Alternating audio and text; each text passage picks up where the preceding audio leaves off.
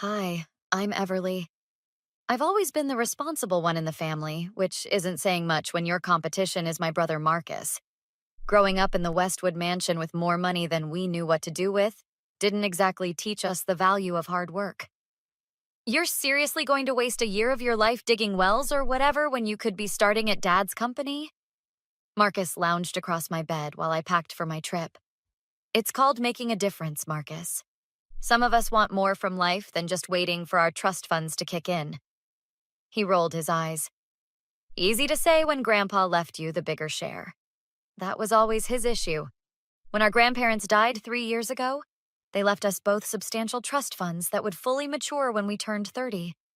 Mine was significantly larger, not because they loved me more, but because Marcus had already blown through most of his emergency access portion on failed business ventures and a yacht he crashed after 2 months. Maybe if you hadn't treated your first installment like lottery winnings, they would have trusted you with more. Whatever. Mom and Dad are freaking out about this trip, you know. Southeast Asia isn't exactly the Hamptons. Mom appeared in the doorway. He's right, honey. A whole year in those countries. The infrastructure, the diseases, the political situations.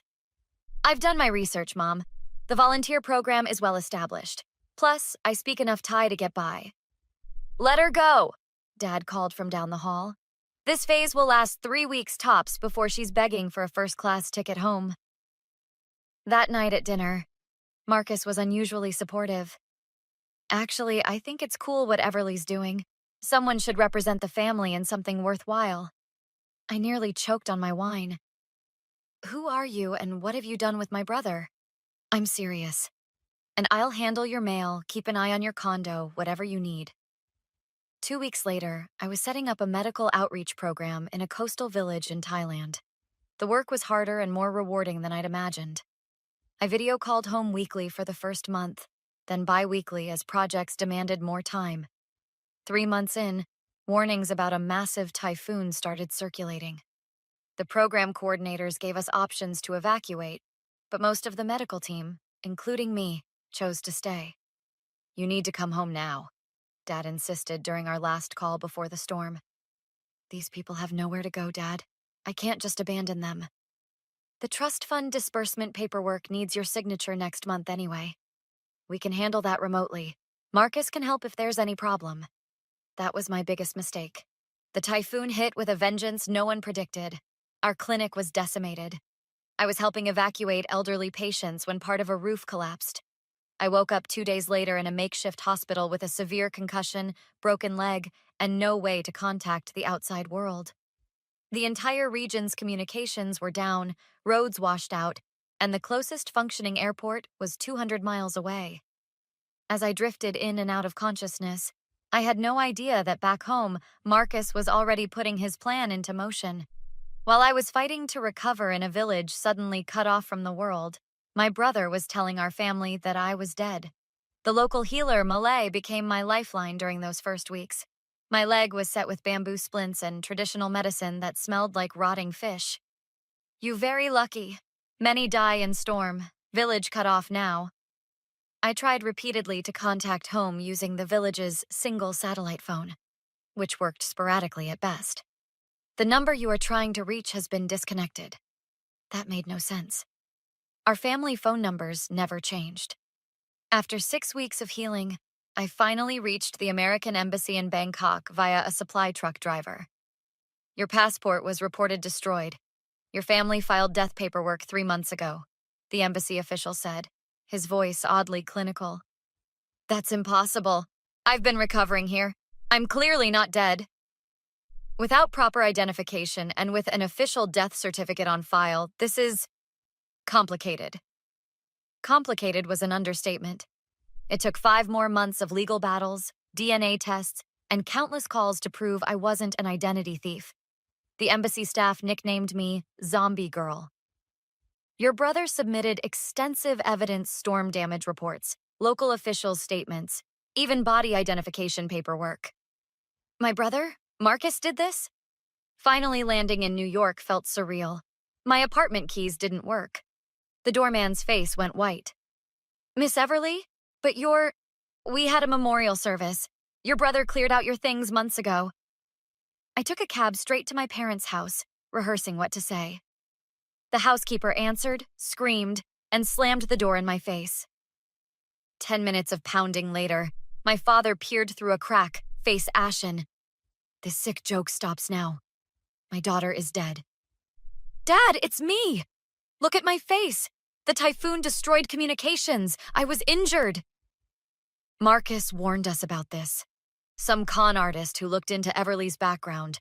Get off my property before I call the police. That's when it clicked.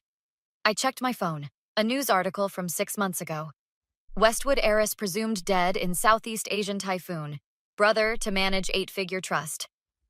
I called our family attorney, Feldman, from a hotel room I could barely afford. Listen very carefully. Marcus has been warning everyone for months about a potential scammer who might claim to be you. He has documentation, witnesses. He even held a memorial service where he broke down crying. Did he break down before or after he drained my trust fund? The fund was transferred to him as the secondary beneficiary after the death certificate was processed. Look, if you're really Everly, come to my office tomorrow with any proof you have. I hung up and stared at my reflection. Marcus had planned this meticulously. No wonder he'd been so supportive of my trip. He needed me gone long enough to declare me dead and steal my inheritance. My phone buzzed with a text from an unknown number. If you're really my sister, meet me at Riverside Park tomorrow, 2 p.m. Come alone. M. He wanted to meet? Perfect. I'd need evidence to bring him down, and what better way than getting him to admit what he'd done? I texted back one word. Why? The response came instantly. Because I need to make sure you stay dead this time.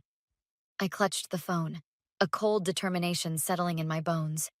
Game on, Marcus. Game on. I wasn't about to meet Marcus alone after that threat. Instead, I called the one person who might actually believe me, my childhood friend Sophia. Holy shit, Everly? Is it really you? In the flesh, despite what my dear brother has told everyone. 2 hours later, we were huddled in Sophia's apartment while I explained everything. I always knew Marcus was a snake, but this is next-level evil. We need proof, though. Your word against his won't be enough. I've got an appointment with Feldman tomorrow, but I don't trust him completely. He's been our family lawyer forever, but he's also been handling Marcus's affairs. You need Jackson. He was Feldman's associate but started his own practice last year. He hates your brother's guts after Marcus tried to blame him for some missing documents. Jackson agreed to meet us that same night at his office. The death certificate is definitely forged, but it's professional work. This wasn't just your brother. He had help. His girlfriend, maybe? Natalie works at that document authentication company. Jackson typed rapidly. Natalie Simmons? Interesting coincidence. Let's dig deeper. Over the next week, Jackson uncovered a trail of Marcus's financial disasters. Massive gambling debts, failed investments, 3 maxed-out credit cards. He was desperate for cash. Your trust fund was his golden ticket. But how did he convince everyone I was dead? There would have been an investigation. That's where it gets interesting. He bribed officials in Thailand to create fake reports. But we need more. Someone who saw him planning this. Sophia snapped her fingers. Diana, your parents' assistant. She knows everything that happens in that house. Getting to Diana wasn't easy. Marcus had the house on lockdown, but Sophia created a diversion by scheduling a delivery that required Diana's signature. We cornered her at the service entrance. Jesus Christ, Everly! They said you were dead! Marcus lied. I need your help proving it. Diana glanced around nervously. He's been acting strange for months. Right after they declared you dead, I overheard him fighting with Natalie about documents being rushed and paying off the right people. Would you testify to that? I can do better. I've got copies of everything that comes through that house, including some very suspicious paperwork Marcus had Natalie notarize about your death.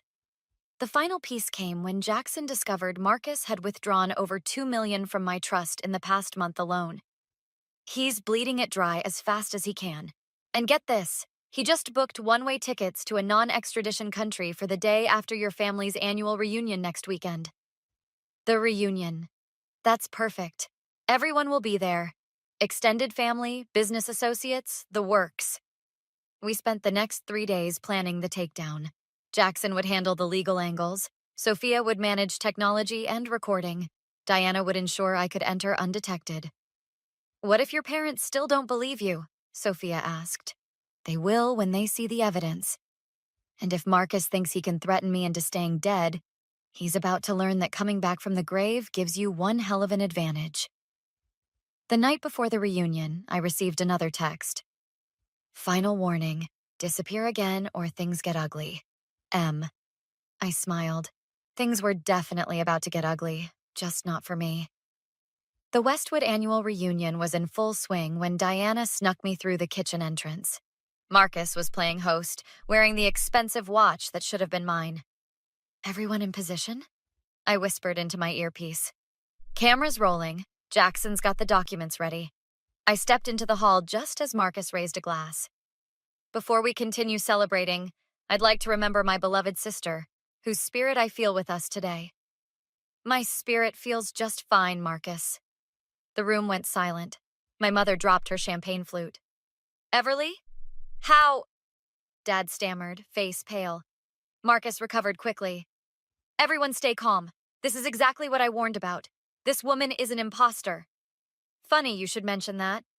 I nodded to Sophia, who activated the projector. Let's look at some interesting documents. Diana stepped forward. These are the death certificate forgeries I found in Marcus's desk.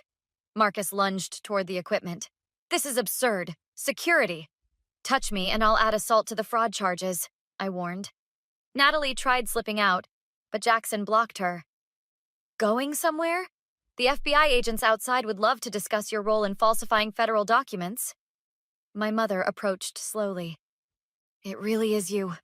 Those scars on your eyebrow from when you fell off the horse. Marcus changed tactics. Everly, thank God. We thought you were dead. There must have been some mistake. Save it. We have your threatening text messages, plus records of you draining my trust fund. And the one-way tickets to Venezuela scheduled for tomorrow, Jackson added. Marcus finally cracked. You have no idea what it was like living in your shadow. Dad always favored you. You didn't deserve any of it. So you decided I deserved to be dead instead? 3 months later, Marcus and Natalie were both serving time. My parents had spent weeks apologizing, but rebuilding our relationship would take longer. Jackson handed me the final paperwork. The courts recovered about 30% of your trust fund. The rest is gone, but Marcus's assets have been liquidated to compensate you. It's more about justice than money now. The prison called the next day. Marcus wanted to see me. I know I can never make this right, he said through the visitor's glass. But I am truly sorry. You're my sister. Can we ever move past this? I studied his face, searching for sincerity. You didn't just steal my money, Marcus. You told our parents their daughter was dead. There's no moving past that. I hung up the phone and walked away, never looking back. Some betrayals can't be forgiven, and some people don't deserve second chances. Would you forgive a family member who tried to erase your entire existence for money? Or are some betrayals truly unforgivable? What would you have said to Marcus through that prison glass? If this story of family betrayal and sweet revenge kept you on the edge of your seat, hit that like button to help others find it too. New stories of justice served drop every week, so subscribe if you want more satisfying endings where the bad guys finally get what they deserve. What other revenge scenarios would you like to see played out in future stories? Drop your ideas in the comments below.